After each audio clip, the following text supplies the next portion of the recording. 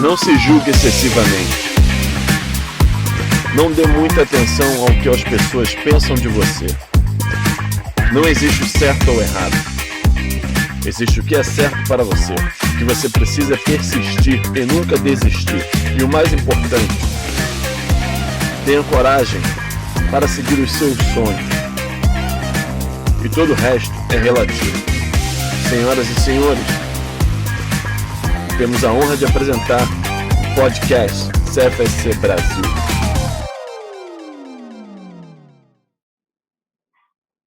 Bom dia, boa tarde, boa noite. Vai começar mais um CFSC Podcast Brasil. Hoje nós temos um convidado simplesmente sensacional. Ele é instrutor de ginástica natural desde o ano 2000, faixa preta de jiu-jitsu, instrutor de treinamento funcional. Ele já foi professor universitário de biomecânica e cinesiologia. Ele é cofundador do SCT Studio, que já tem mais de 12 anos no mercado aqui na cidade. Ele é certificado da Escola de Reabilitação de Praga, do DNS. Ele é um certificado Level 2 do Mike Boyle Strength Condition. E hoje ele é Head Coach do SCT Fitness Funcional. Eu estou falando hoje com Gustavo Carvalho. Seja muito bem-vindo, Gustavo. É um prazer recebê-lo aqui no CFSC Brasil Podcast. O prazer é todo meu, Vinícius. Eu fiquei muito feliz em receber esse convite aí para poder engrandecer, né, contribuir um pouquinho com alguma fala em relação ao treinamento funcional no Brasil. E eu queria agradecer realmente de coração a lembrança e poder estar presente aí, passando um pouquinho de umas ideias que a gente tem no decorrer desses anos. O prazer é sempre nosso. Tenho certeza que você vai contribuir e muito. Bom, a gente tem um tema aqui hoje para abordar, que é o seguinte: fitness funcional, uma nova concepção de prática vinda do treinamento funcional. Então, Gustavo, eu queria ver contigo, a gente começar a bater essa bola para o pessoal começar a entender como é que começou a sua história até chegar aonde você hoje está, um head coach de fitness funcional. Só para o pessoal entender um pouco a sua trajetória, porque muitas vezes as pessoas acham que Gustavo nasceu ontem e hoje à tarde já está no topo. Então, a gente precisa entender que realmente existe um processo de evolução física e também intelectual para chegar a esse ponto. Então, conta um pouquinho para a gente como é que funciona, por favor. Bem, então vamos lá. Sempre fui praticante de esporte. Acho que quase todo mundo que vem para a educação física tem essa relação do lifestyle, né? E isso acaba se perpetuando no que você faz no seu dia a dia. Então, assim, desde o início da minha carreira, lá atrás, quando eu pensava em entrar na faculdade de educação física, eu já tinha passado por muitos esportes, por treinamentos, diversos tipos de modalidades diferentes, e tinha experimentado o que era treinamento de natação, o que era treinamento de remo olímpico, enfim. E aí, entrei na faculdade de educação física, e já desde essa época eu ficava muito incomodado com a história de treinar as pessoas, né, em máquinas. A gente no Brasil teve uma influência muito forte da Escola Americana de Medicina do Esporte, com a publicação de muitos estudos a respeito do benefício da musculação feita em máquinas para as pessoas idosas. Então, assim, isso na década de 90, 80, 90, isso foi uma coisa que veio muito forte. Tanto que quem é mais antigo da área de treinamento, na área de musculação, vai lembrar do Apollo, né, do aglomerado Apollo. Eu estou em Vitória, no Espírito Santo, e aqui nós tivemos alguns lugares que adotavam esse tipo de equipamento, né? E, desde então, claro, eu fui alfabetizado pela musculação, como todo mundo, né? E comecei a testar tudo que eu aprendi na faculdade, nos anos anteriores, em treinamento com diversos tipos de atletas diferentes, modalidades diferentes. Uma das modalidades que eu pratiquei durante muito tempo foi o jiu-jitsu. Então, eu pude ver ali a necessidade das pessoas terem uma preparação física um pouco mais específica e voltada para o que elas estavam fazendo. Nessa época também apareceu o treinamento para Vale Tudo, específico para o MMA, né, que chama hoje em dia, e eu comecei a treinar também muitos surfistas.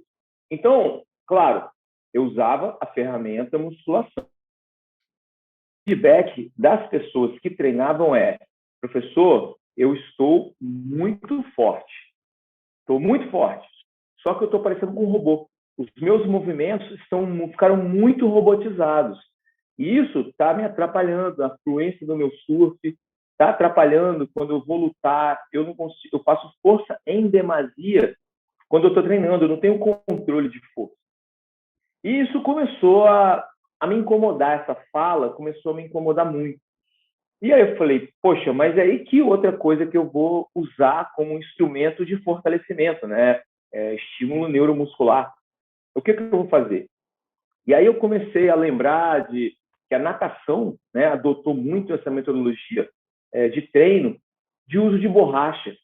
Antigamente era muito comum fazer um aquecimento na borda da piscina, antes de entrar na água, um aquecimento específico, imitando o gesto motor específico da modalidade natação, com borracha de soro, né? Naquela época, tripa de mico, tem gente que chama de tripa de mico, né?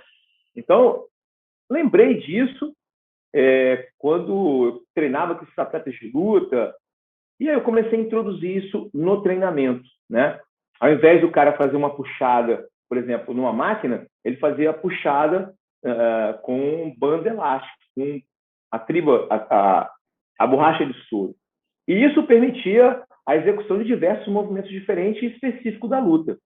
Então, a gente começou a ir por esse caminho, comecei a ter muito resultado, né, com esse tipo de trabalho, e logo na sequência a gente conheceu a ginástica natural, por intermédio do jiu-jitsu, e aquela coisa do treino, treinar a pessoa, treinar o atleta, treinar o indivíduo pelo movimento, isso nessa época começou a ficar muito evidente para mim.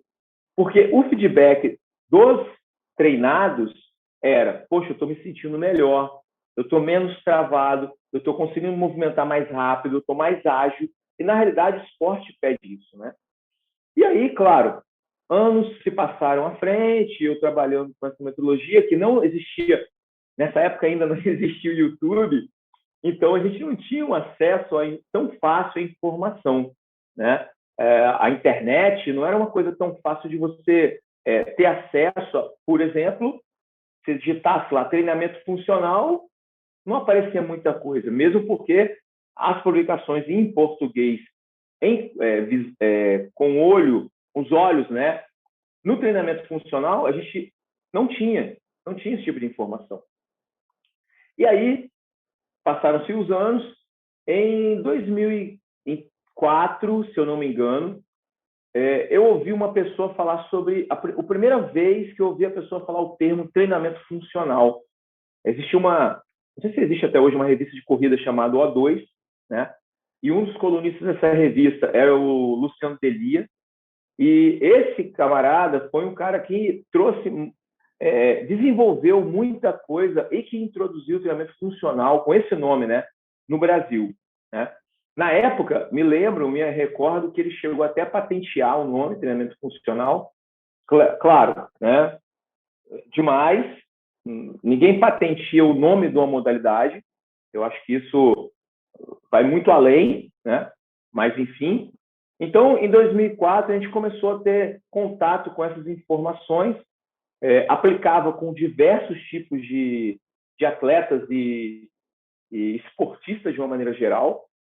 Então, eu comecei a ter muito resultado interessante perante isso aí. Passamos por aquela fase da bola suíça, né, do Swiss Ball. Aqui no estado não existia nenhuma.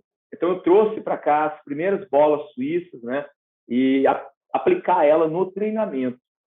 Depois vieram outras modalidades, o kettlebell, o TRX primeiro, depois o kettlebell.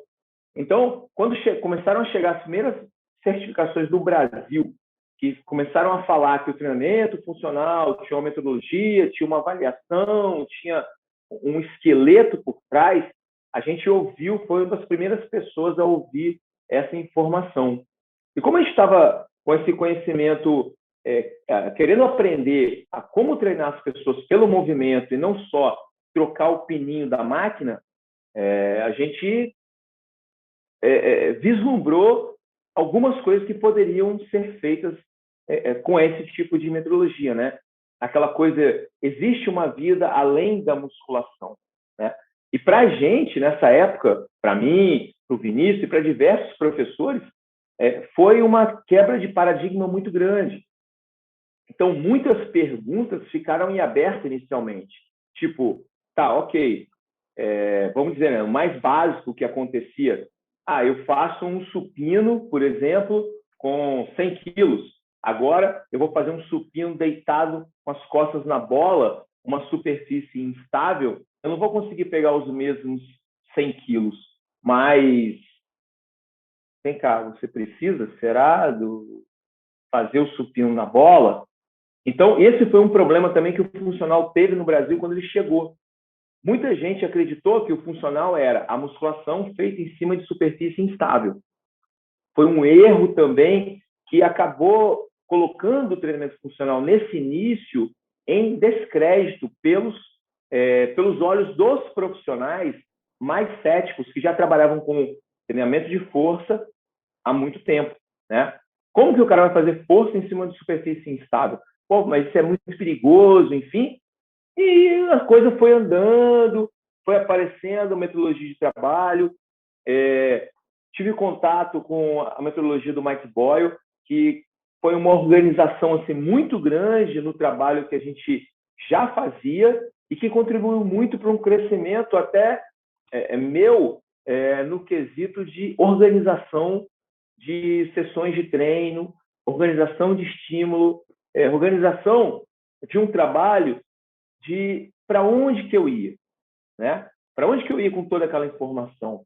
Agora eu sei um monte de exercício, né? Que inicialmente foi isso que aconteceu no Brasil. Olha, tem um exercício assim, tem um exercício assado, tem um exercício diferente. Então, durante muito tempo, a gente ficou nessa coisa do exercício diferente. Só que o exercício diferente é só um meio. Saber quando aplicar e como aplicar e para quem aplicar e como fazer toda a organização do trabalho, eu acho que isso hoje em dia é o que é mais importante de eu pensar dentro dessa temática do treinamento funcional, né? Então, assim, até hoje, a gente vê o treinamento com os olhos mais voltados para o treinamento do que pensar que existe um exercício, o exercício... eu costumo falar assim, que não existe a bala de prata, né? Não existe o exercício mágico.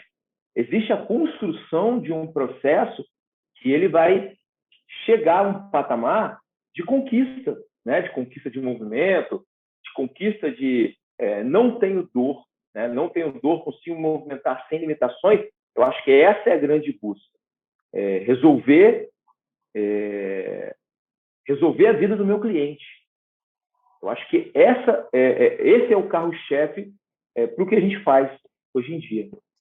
É bem verdade. E essa construção, né? Esse fazer valer a pena, esse pagar para ver, esse confiar no processo, é o que ainda poucas pessoas acreditam, né? Então, até uma conversa que nós tivemos na semana passada sobre treinamento, e nós chegamos a uma conclusão, o senso comum foi: os profissionais, principalmente da educação física, eles precisam acreditar no processo e principalmente treinar, porque é através do treino que você vai conseguir entender o caminho que tem que ser feito e como fazer os exercícios. Onde é que realmente tem que sentir, qual é o estímulo que você tem que prestar naquele determinado tipo de exercício. Gustavo, vocês estão aí há 12 anos no mercado com SCT, aqui em Vitória, no Espírito Santo. Vocês já treinaram, reabilitaram diversas pessoas, atletas e não atletas. Eu posso dizer com muito orgulho que eu fiz parte desse processo, porque eu vim de uma cirurgia e tentei tudo antes, não deu jeito. Quando eu fiz minha cirurgia e fiz a minha reabilitação na fisioterapia, eu falei, eu preciso encontrar um outro caminho, e eu encontrei o estúdio de vocês e vi que realmente tem jeito. Eu, em 6 meses, voltei a competir em alto rendimento novamente. Então, isso me fez acreditar no processo e não só acreditar, a trabalhar com esse processo. Então, o que eu estou querendo dizer? Vocês estão há 12 anos aí, já no mercado aqui no Espírito Santo. Eu tenho certeza que vocês são já nacionalmente conhecidos. O que faz hoje o SCT não ser somente uma referência para as pessoas que treinam e querem ir lá conhecer, fazer os cursos que vocês ministram? Mas o que faz o SCT hoje continuar progredindo na forma de treinamento? Bom, então vamos lá, Vinícius. Uma coisa que você falou e que eu vou aproveitar e pegar um gancho, nos nossos cursos eu costumo falar o seguinte: tudo que você viu na faculdade e que de repente nem viu, e de repente você passou pela faculdade e que não conseguiu fixar porque eram muitas informações, muito conhecimento, muitas áreas, porque a educação física são muitas áreas de atuação, né? Então, uma frase que eu costumo falar é: treinador treina. O treinador, ele tem que treinar. Se ele não treinar, como é que ele vai ser assertivo quando ele vai prescrever? Eu não estou falando de altas cargas, eu estou falando de se movimentar sem limitação, né? O exercício correto para aquela pessoa, né? Exatamente. Porque aquela ideia, né? De repente, o mais legal, nossa, que exercício legal, não é o melhor, não é o mais indicado.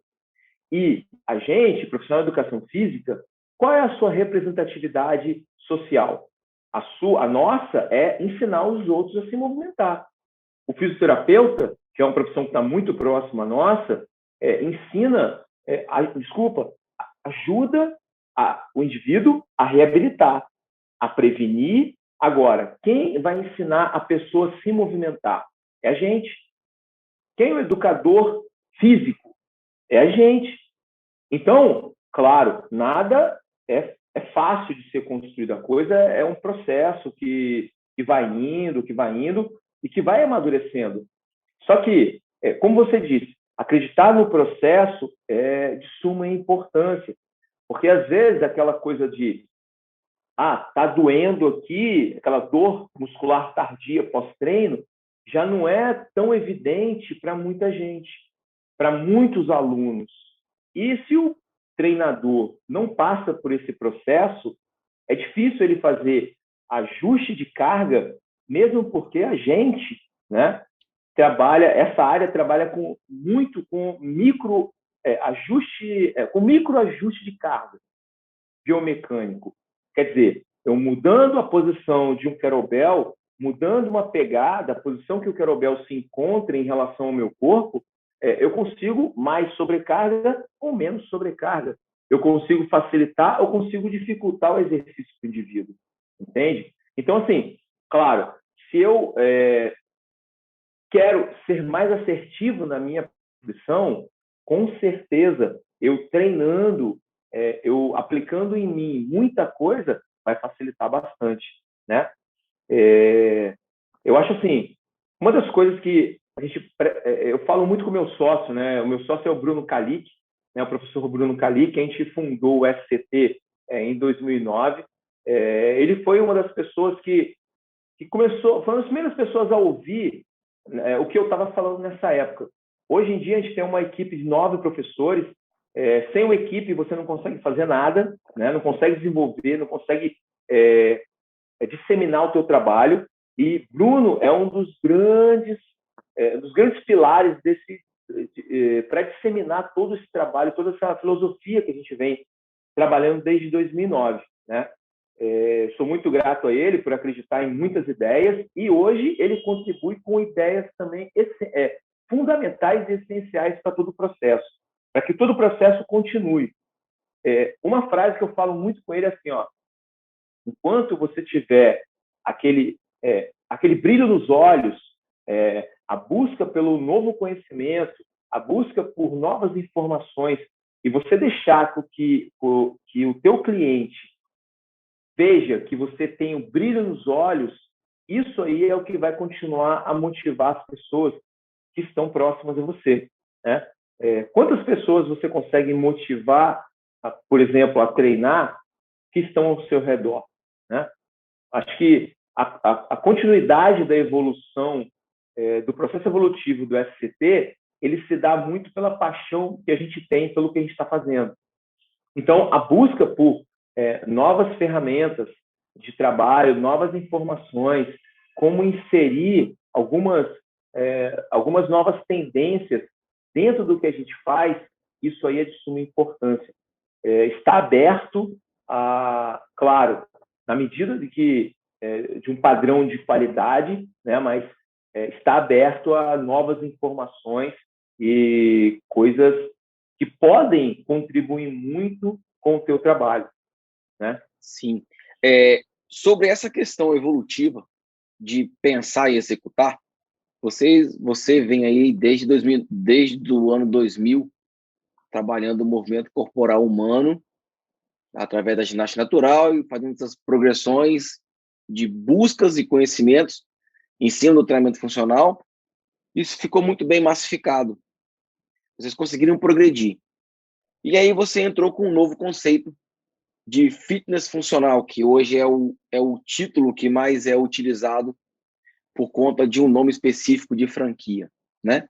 Então, eu já fui em alguns centros de treinamento fitness funcional e a gente sabe o que é seguro e o que não é seguro, o que é bom para aquele cliente e o que não é bom, mesmo se você não conhece diretamente, mas a percepção do movimento, do gesto, a gente já que trabalha com funcional há um bom tempo, já tem uma percepção do que é seguro ou não.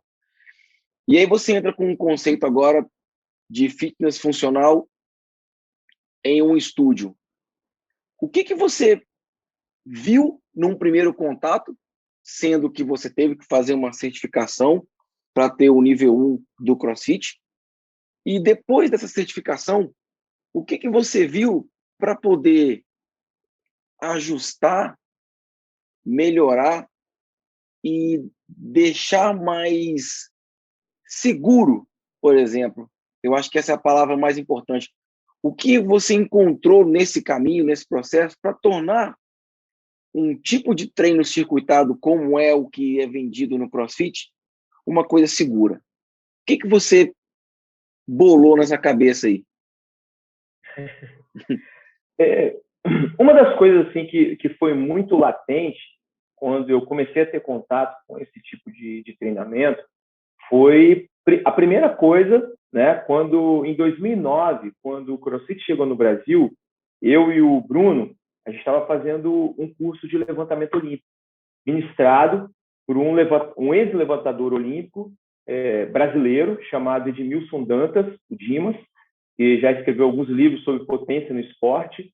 E, claro, assim como muita gente, a gente estava querendo nos aprofundar no trabalho de potência, no levantamento olímpico, a gente montando estúdio, enfim, montando espaço de treinamento.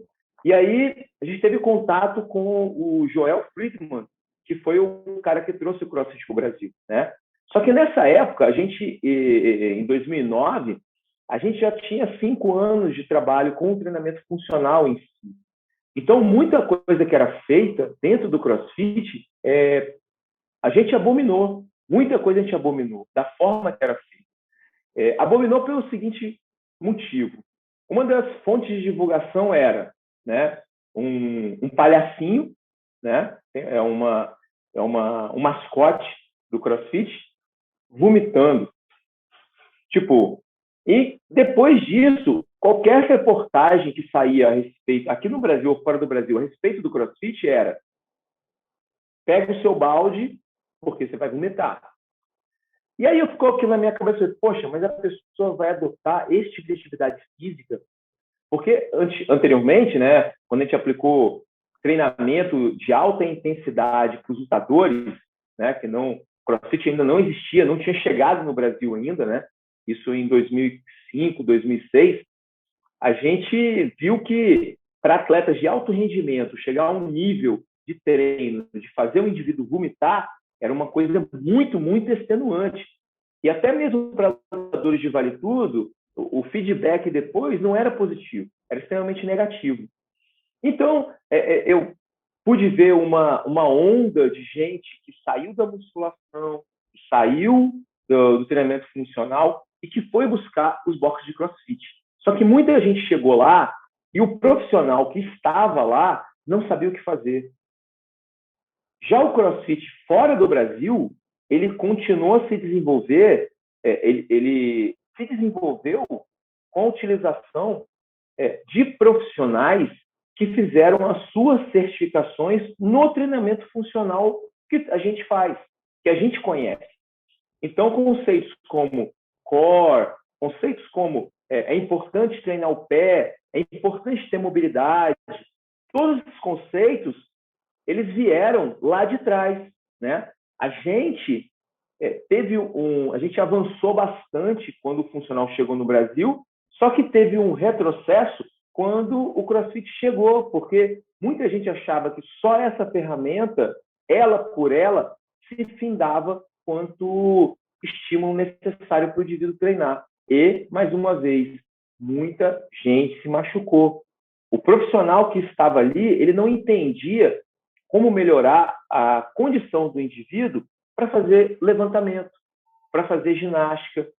E aí, só depois que eu pude ir para os Estados Unidos, isso em 2016, fui para a Califórnia, fui ver como lá eles tratavam o CrossFit. E aí você via que realmente é uma outra visão e que se aproxima muito do que eu faço hoje e que se aproxima muito do que a gente conhece como treinamento funcional, realmente com o treino de carga e com o treino de força, né? Não só o treino que fica limitado somente ao LPO, somente à ginástica, ou um odd extremamente extenuante que o indivíduo termina caído no chão, né? E aí, é claro, a gente observou que aqui no Brasil existia uma carência muito grande de uma informação de maior qualidade dentro do treinamento funcional de alta intensidade, né? Que é o CrossFit. O CrossFit é uma afiliação, todo mundo sabe disso. Você pode fazer essa certificação. E eu comecei a ver isso, que muitas pessoas certificadas no CFSC, certificadas no FMS, muitos CSCS, certificados pela NSCA, muitos também eram certificados pela CrossFit. Eu falei, poxa, eu preciso também conhecer isso um pouquinho mais a fundo, porque se você não conhece a metodologia, como que você critica a metodologia? Você não conhece. Então, tem muita gente que critica, por exemplo, o que o Mike Boyle faz, mas não conhece o que realmente, nunca estudou, na realidade, o que ele faz. Entende? Nunca aplicou. Então, critica sem saber. Isso aí não é um bom caminho para a gente, para a nossa área de treinamento. E aí, claro, eu pude começar a observar que dentro desse tipo de modalidade, né, inicialmente, o CrossFit é um programa de treinamento. Então, como qualquer programa de treinamento, ele tem falhas, tem muitas falhas. Ele entrega algumas coisas e deixa outras em aberto. E aí eu pude ver que eu conseguiria introduzir um trabalho nesse gap aí. Que aí foi quando eu conheci um profissional aqui no Brasil também que é muito bom, chamado Bruno Leite, do X Mobility, né? Ele tem uma linha de trabalho fenomenal, produz muito conhecimento de alta qualidade e que é um fisioterapeuta que veio do CrossFit. Então, eu comecei a ver essa preocupação de uma maneira geral, né? Essa grande massa indo treinar em alta intensidade sem estar preparada. Então, o que eu posso contribuir para diminuir a quantidade de lesões que essas pessoas têm? Nós já tínhamos desenvolvido um trabalho muito longo dentro do treinamento funcional, ok, esse aí já estava salvo. Agora, a gente precisa atacar outras direções. Precisa falar que existe uma outra coisa que não é só levantamento olímpico. levantamento de peso olímpico feito por pessoas que, de repente, não estavam preparadas para aquilo, né? E aí, claro, o fundador, né, do CrossFit, o Greg Glassman, ele criou os jogos, né, o CrossFit Games. Ele foi o criador disso aí. E que, com o passar dos anos, né, isso acabou se tornando uma modalidade esportiva. Uma modalidade que se despregou do que era CrossFit Games e agora se tornou, tem essa nomenclatura chamada fitness funcional ou functional fitness fora do Brasil. Então, já tem federação internacional, que agora, aquela movimentação que é bem próxima ao que a gente faz dentro de um treino funcional, com kettlebell, com corrida, com levantamento de peso, com a parte de controle do peso corporal, né? O trabalho ginástico que se faz, aquilo ali se tornou uma modalidade. Então, saiu desse cunho de exercício para treinar as pessoas para qualquer modalidade, né? Que é como a gente usava o treinamento funcional no passado, uma modalidade onde eu treinava pessoas de uma maneira geral, esportista ou não sendo esportista, dando uma qualidade de vida maior para ela. Só que aí a coisa, como se tornou esportivizada, ela ganhou o status de uma modalidade como jiu-jitsu, como futebol, como qualquer outra modalidade, o surf, o skate, enfim, qualquer outra modalidade. Então a coisa mudou de figura. As pessoas agora que vão para um espaço de treinamento de fitness funcional, elas estão indo para um box, né? Um box, uma caixa. Não é mais um estúdio, que agora é como se fosse, vamos para o tatame, nós vamos para o tatame, agora a gente vai para o box. Treinar o quê? Então, tem toda uma organização. Hoje em dia existem grandes profissionais, estudiosos do treinamento funcional de alta intensidade com esse viés esportivizado e de rendimento aqui no Brasil e, claro, fora do Brasil não precisa nem falar, né? Tem vários profissionais que falam sobre essa modalidade. Dentro do treinamento funcional, que é onde eu trabalho hoje muito, e onde vocês começaram esse processo, fica claro entender que a gente precisa fazer uma boa fundação, trabalhar bem o centro de corpo, para depois começar a pensar em incrementos de carga e fazer os exercícios balísticos com kettlebell. Enfim, existe um processo, existe um caminho, tanto para os atletas quanto para os não atletas. A fundação é independente se você é um atleta olímpico ou você é uma pessoa simplesmente que pratica atividade física. Até aí tudo bem. Dentro do treinamento funcional, isso para a gente está muito claro. A minha pergunta é a seguinte: uma pessoa chega hoje no seu estúdio para treinar o fitness funcional, você consegue de alguma forma, através dessa experiência que você tem, desde lá do ano 2000 até agora em 2021, fazer essa construção, como realmente funciona, aonde a gente pisa todos os dias, que é o treinamento funcional? Eu pergunto isso porque quando a gente pensa lá no CrossFit, principalmente, quando a gente pensa agora nessa tendência de fitness funcional, a gente já vê de cara a barra. E aí a gente começa a entrar levemente em uma pequena contradição. Porque se a gente olhar para a metodologia do treinamento funcional em si, a gente não vai utilizar barra de cara. A gente vai utilizar o kettlebell, a gente vai usar um dumbbell, e aos poucos, e aí eu estou dizendo aos poucos, daqui a 3 anos, o cara vai ter habilidade e técnica o suficiente para uma utilização de uma barra, de um hang clean, por exemplo. Não vou nem jogar para exercício mais complexo, não. De um simples hang clean. Dentro do funcional fitness, o cara chegou hoje para você: olha, não faço nada, sou sedentário, preciso começar a fazer alguma coisa. Como funciona hoje esse processo de construção dentro dessa nova tendência? a gente, assim, uma das coisas que me ajudou muito nesse processo de construção e até de conseguir pegar a metodologia aprendida com diversos cursos, com diversas certificações e aplicar nessa direção, um dos fatores foi a grande procura pela massa brasileira atrás dessa modalidade. Entende? Quer dizer, assim, a gente vende atividade física. Agora, se tem uma massa enorme indo para dentro do box e se machucando, o que eu posso fazer para melhorar? Então, alguns insights que a gente vai pegando de muitos cursos, de muitas certificações, por exemplo, o DNS, Dynamic Neuromuscular Stabilization, da Escola de Praga, eu introduzo isso direto no treinamento. Quer dizer, o cara vai lá achando que vai fazer um treinamento de alta intensidade no primeiro dia, e eu também, como profissional, não preciso mostrar para ele que eu vou deixar ele caído no chão. Que isso é uma coisa também que é muito comum nos boxes, né?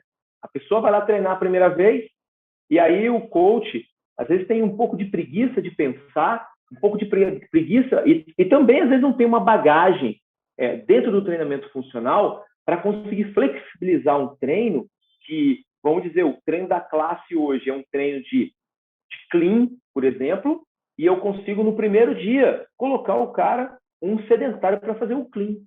Só que a gente lembra que a gente tem amplitude de movimento, a gente tem uma série de equipamentos e uma série de estratégias para flexibilizar e para regredir, né, fazer uma regressão de estímulo para aquele indivíduo que está chegando ali no primeiro dia.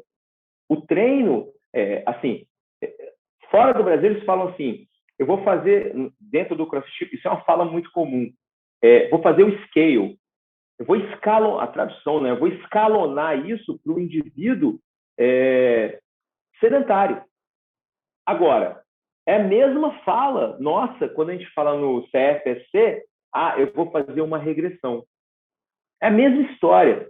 Então, como fazer isso dentro de um box? Eu consigo fazer isso acontecer? Consigo. Hoje em dia, eu já consigo dominar isso com muito mais facilidade. A gente já percorreu uma estradinha aí dentro dessa área e viu que os resultados são muito bons. Todo dia, assim, não tem conversa. O indivíduo chega para fazer uma sessão de treino, então a preparação do treino, o aquecimento, o trabalho de mobilidade, o trabalho de estabilidade, o trabalho, algumas vezes, de respiração, o trabalho de tração articular, todo esse trabalho de controle motor, ele é todo feito pensando na técnica que vai ser desenvolvida hoje no treino. Entende? Se o indivíduo chega lá e é um movimento, por exemplo, de squat snatch, é um movimento muito difícil de fazer, e o cara é sedentário, ok, ele vai hoje aprender a agachar.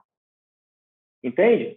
Só que esse tipo de pensamento, de fazer essa regressão, de escalonar para esse indivíduo sedentário, muitos profissionais de educação física que trabalham dentro dos boxes de CrossFit, eles não conseguem ter. Eles não conseguem ter por preguiça de pensar, enfim, por não querer destoar o indivíduo do restante da turma. Por uma série de motivos, ele não consegue fazer isso acontecer, essa mágica acontecer, e fazer com que o cliente volte no outro dia. Entende? Então, metodologia de treinamento é metodologia de treinamento. A gente sabe aí que existe aí o Matveev e outros grandes pensadores russos. Então, mesmo sendo CrossFit, fitness funcional ou treinamento funcional, os princípios do treinamento são os mesmos.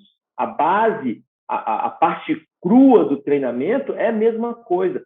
A gente tem uma roupagem um pouco diferente, porque tem algumas falas que antigamente a gente não tinha acesso, como core, enfim, outras ideias que vieram permear e enriquecer muito o treinamento. Mas, de uma maneira geral, quando você é aberto a novas ideias, a novas informações, isso é bem facilitado, né? Você consegue transitar por essas áreas com grande maestria e, é claro, com muita experimentação, porque a nossa área é de experimentação, é muito empírica, ver o que dá certo, ver o que funciona, ver o que não funciona, para continuar a fazer o treinamento acontecer, né? Sim. Eu acho que isso aí é a chave. Sim. É muito comum ver em box de CrossFit essa disputa, né? Porque eu acho que cada treino para eles é uma final de campeonato, é o que eu vejo, tá? Então, alta intensidade, altas cargas e todo mundo gritando vai, vai, vai, vai, vai, você se estimula, você se empolga e aí é onde existe o risco. A gente sabe muito bem o caminho onde é que isso chega. Dentro de um estúdio de fitness funcional hoje, da forma que você trabalha, o seu cliente hoje, ele consegue entender que ele não está fazendo uma boa execução. E qual é a aceitação desse cliente hoje de você chegar para ele e falar assim, olha só, no meio do WOD, tá? Vem cá, faz dessa forma. Aplicar uma regressão, por exemplo. Porque penso eu, nunca pratiquei, mas penso eu que se entrar numa forma dessa dentro de um box realmente de CrossFit raiz e chegar no meio do WOD para uma pessoa que está fazendo e pedir uma regressão, eu acho que é meio que uma ofensa. Qual é a aceitação hoje do cliente? Porque para ele aceitar, ele tem que perceber. Ele tem que perceber como funciona a logística do treino, porque se ele está fazendo bem, ele vai seguir. Mas se ele não estiver fazendo bem, ele vai continuar não fazendo bem? Ou, peraí, faz assim, mas continua seu treino, porque você também tem que entregar a densidade do treino para ele. Ele foi lá para isso, né? Como é que funciona essa logística com vocês dentro de um estúdio de funcional fitness? Então, isso aí é uma coisa que, desde o primeiro momento que as pessoas vão procurar o espaço de treinamento, isso é dito já logo de cara. Então, assim, durante os primeiros momentos, os primeiros contatos que eu tive com o aluno, a anamnese, enfim, eu já consigo saber mais ou menos onde ele se encontra. Tipo, histórico de atividade física, histórico de lesão, já praticou modalidade, nunca praticou? Ok, beleza. Então, vamos começar o treino. A própria preparação do treino, vamos lá, né? Vamos pensar que hoje a técnica, é um trabalho de força, não é um trabalho técnico. Vamos pensar que hoje o trabalho é front squat, né? Uma técnica que não estou envolvendo velocidade e que muita gente conseguiria desenvolver. Se eu pensasse num cara que está chegando, né? Primeiro dia hoje, eu vou colocar ele para sentar numa caixinha de 30 centímetros. Entende? Na hora do WOD, não é hora do cara aprender o movimento. É hora dele colocar em prática o que ele viu nas aulas anteriores.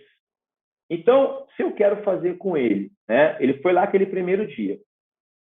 Ele presenciou o que era uma instrução de agachamento, né? A maior parte das pessoas sabe o que é um push-up, uma flexão de braço. Você consegue adaptar essa flexão de braço de diversas formas diferentes, né? Para ficar muito fácil, né? Uma flexão de braço. E você consegue adaptar também uma remada, o que a gente chama lá de ring roll, né? Ou uma remada no TRX. Então, qualquer um também, isso é uma coisa acessível a muita gente. Além disso, os trabalhos de abdominal, crunch ou um trabalho de prancha isométrica são coisas que são muito populares hoje em dia. Você subir, não estou falando saltar, mas você subir numa caixa, né? Uma caixa de madeira de 30 centímetros, é uma coisa que hoje, de 20, de 30 centímetros, se aproxima muito do que você faz no seu dia a dia, né? Então, pensando em movimentos que ele faz cotidianamente, né? E que ele consegue ter o controle, ele consegue fazer um WOD dentro da capacidade dele.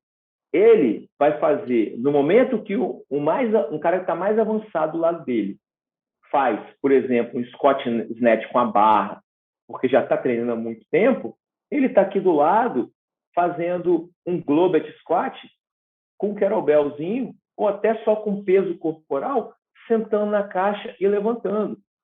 Então, assim, o CrossFit, o fitness funcional, ele precisa usar barra? Não. Existe uma forma de treinar, uma metodologia de treino por trás, que não está presa ao elemento, ao equipamento. Ele está preso a como é feito o treinamento. Agora, ele consegue fazer um movimento ginástico em alta velocidade? Poxa, a gente sabe que não. O cara é sedentário. É ignorância do professor achar que o cara vai conseguir fazer.